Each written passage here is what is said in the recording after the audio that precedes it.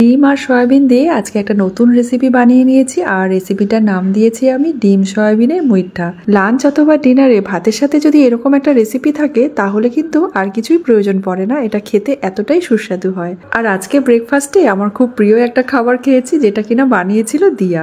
রাতের কিছুটা ভাত বেঁচে গেছিল, সেই ভাতটাকে দিয়া ভাজা করে নিয়েছে ডিম, গাজর, ক্যাপসিকাম, ফুলকপি, একটু বাদাম দিয়ে। খেতে কিন্তু দারুণ হয়েছিল। যাই হোক, ব্রেকফাস্ট করা হয়ে গেছে, এবার রান্নাঘরে চলে এসেছি দুপুরে রান্নাবান্না গুলো সেরে নেব। তো এখানে আমি সয়াবিনটা সেদ্ধ করে রেখেছি আর ফ্রিজে ছিল 3টে ডিম আর আদা, রসুন, কাঁচা লঙ্কা, টমেটো আর একটা পেঁয়াজ ভালো করে মিহি করে বেটে নিয়েছি। তো আজকে আর কোনো রকম সবজি রান্না করতে ইচ্ছা করছে না আর কেউ খেতেও চাইছে না। তো সয়াবিন আর ডিম ছিল ঘরে, তো ভাবলাম এই দুটো দিয়ে আজকে একটা নতুন রেসিপি বানিয়ে ফেলি। সেদ্ধ করে রাখা সয়াবিনটা মিক্সির জারে দিয়ে ভালো করে এটাকে বেটে নিলাম। একটা প্লেটে আমি এটা ঢেলে রাখছি আর ডিমটা তো আগে থেকে সেদ্ধ করাই ছিল, এই গ্রেটারটার মধ্যে দিয়ে আমি ভালো করে ডিমটাকে গ্রেট করে নিলাম। আমি এখানে 3টে ডিম দিয়েছি, আপনারা চাইলে আরও ডিম দিতে পারেন। আর স্বাদ মতো নুন দিয়েছি, 2 চামচ দিলাম বেসন। এরপর দিয়ে দিলাম হাফ চামচ করে হলুদ, কাশ্মীরি লঙ্কার গুঁড়ো, জিরে গুঁড়ো আর ধনে গুঁড়ো। এরপর দিয়ে দিলাম সামান্য একটু গোলমরিচের গুঁড়ো আর গরম মশলার গুঁড়ো। ওপর দিয়ে দিলাম কাসুরি মেথি, আর ধনেপাতা দিলেও ভালো হয়, তবে ধনেপাতা ছিল না, আমি ধনেপাতা ছাড়াই করলাম। এবার ভালো করে সমস্ত উপকরণগুলোকে হাত দিয়ে মেখে নিতে হবে। ভালো করে মেখে নিয়েছি, এবার আমি এখান থেকে নিয়ে এভাবে লম্বা করে একটু মুইঠার আকারে করে নিচ্ছি। গোল অথবা লম্বা বা ডিম্বাকৃতি, যেমন করে খুশি এটা বানিয়ে নেওয়া যায়। তো আমি একটু ডিম্বাকৃতি করেই করছি, যেহেতু এটার নাম দিয়েছি মুইঠা, তো সেই কারণে মুইঠার মতো করেই আমি গড়ে নিয়েছি। তো সবগুলো বানানো হয়ে গেছে আর কড়াইতে আগে থেকে সাদা তেলটা গরম করে রেখেছিলাম। তো তেলটা একটু বেশি করেই দিয়েছি, তাহলে একবারই সব ভাজা হয়ে যাবে আর কি। তো একদম ডুবো তেলেই কিন্তু এটা ভালো করে ভেজে নিতে হবে মিডিয়াম আঁচে। একটু লাল করে ভেজে তুলে রেখেছি আর তেলটা কমিয়ে ওর মধ্যে গোটা জিরে আর গোটা গরম মশলা ফোড়ন দিয়েছি। আলুটাকে একটু এভাবে ডুবো করে কেটে নিয়েছিলাম, স্বাদ মতো নুন দিয়ে ভালো করে নেড়েচেড়ে নিয়ে ঢেকে রাখলাম।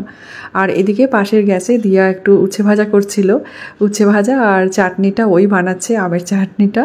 তো আমের চাটনির রেসিপিটা আপনারা অনেকে চেয়েছিলেন, জেলি মানে আমের যে জেলি চাটনিটা হয় সেটা করেছে। সামান্য একটু সর্ষের তেল গরম করে 5 ফোড়ন দিয়ে তারপরে কেটে রাখা আমটা দিয়ে চিনি একই সাথে দিয়ে দিয়েছিল আর সামান্য একটু কাশ্মীরি লঙ্কা আর হলুদ দিয়েছিল। একেবারে জেলির মতো যখন হয়ে গেছে নামিয়ে নিয়েছে, তবে আজকে একটু পাতলাই হয়েছে, খুব একটা জেলি হয়নি, একটু আমটা যেহেতু কম ছিল।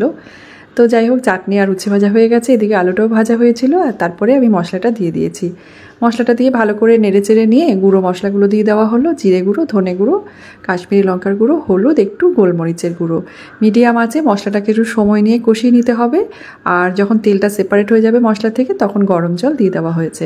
এবার ঝোলটা ফুটে উঠেছে, তারপরে আমি ভেজে রাখা ডিম সয়াবিনের মুইঠাটাও দিয়ে দিলাম। মিডিয়াম আঁচে আরও মোটামুটি 5 মিনিট রান্নাটা করে নেব, ব্যাস। তারপরে গ্যাসের ফ্লেমটাকে অফ করে আমি এটাকে সার্ভ করে নিচ্ছি। সয়াবিন আর ডিমের মুইঠা আমার রেডি হয়ে গেছে আর দুপুরে রান্নাবান্নাও সব কমপ্লিট হয়ে গেছে। এটা দেখতে কিন্তু ভীষণ কালারফুল হয়েছে আর খেতেও কিন্তু খুবই ভালো লাগে। একঘেয়েমি ডিম আর সয়াবিনের রেসিপি খেয়ে খেয়ে বোর হয়ে গেলে একবার হলেও এই রেসিপিটা আপনারা বাড়িতে ট্রাই করে দেখতে পারেন। দুপুরে রান্নাবান্না সব কমপ্লিট হয়ে গেছিলো আর এই যে আমি আজকে লাঞ্চটাকেও সার্ভ করে নিচ্ছি। একেবারে সিম্পল রান্নাবান্না। যেদিন বাড়িতে একদম সবজি খেতে ইচ্ছে করে না বা বাড়িতে যেদিন সবজি থাকেও না, এরকম মাঝে মাঝে হয় আমাদের, দেখবেন বাড়িতে মাঝে মাঝে সবজি থাকে না, সেদিন কিন্তু ডিম আর সয়াবিন দিয়ে খুব সহজেই এই রেসিপিটা বাড়িতে বানিয়ে নেওয়া যায় আর বাড়ির সকলেরই খুবই ভালো লাগে। আমার মেয়েরাও ভীষণ ভালোবাসে। চলুন আজকের ব্লগটাও এখানে শেষ করে দিই। ভিডিওটা কেমন লাগলো অবশ্যই কমেন্ট করে জানাতে ভুলবেন না, আমি আপনাদের কমেন্টের অপেক্ষায় রইলাম। আপনারা সবাই খুব ভালো থাকবেন, সুস্থ থাকবেন। দেখা হবে আবার নেক্সট ব্লগে। আজকের মতো এখানেই বিদায় নিচ্ছি। ধন্যবাদ।